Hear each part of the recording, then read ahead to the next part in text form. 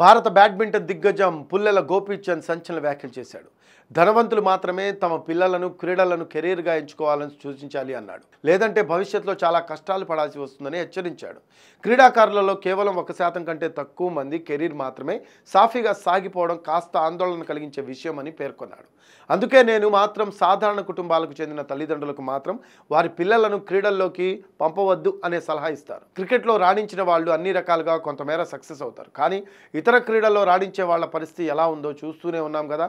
వారి త్యాగాలు సేవలకు తగినంత మూల్యం అందుకోగలుగుతున్నారా అని ప్రశ్నించారు.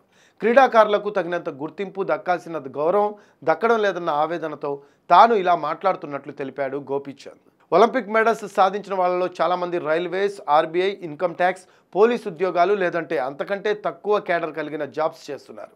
అయితే ఓ సివిల్ సర్వెంట్ మాత్రం 60 ఏళ్ల వరకు అన్ని రకాల ప్రయోజనాలు పొందుతారు. కానీ స్పోర్ట్స్ కోటాలో వచ్చిన వాళ్ళు మాత్రం వారిని సర్, మేడం అని సంబోధిస్తూ జీవితం గడపాలి.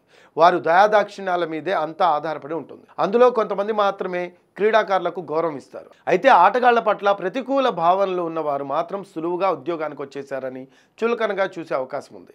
అలాంటప్పుడు పిల్లలను స్పోర్ట్స్ను కెరీర్గా ఎంచుకోవాలని ఎలా చెప్పగలం? ఒకవేళ మీరు స్పోర్ట్స్ పర్సన్ కావాలని ఖచ్చితంగా నిర్ణయించుకుంటే అప్పుడు ఇంగ్లీష్ భాషలో అనర్గళంగా మాట్లాడగల నైపుణ్యం కూడా సంపాదించండి. అదేవిధంగా రిటైర్ అయిన తర్వాత ఏం చేయాలో కూడా ముందుగానే డిసైడ్ చేసుకోండి అని పుల్లెల గోపీచంద్ సూచించారు.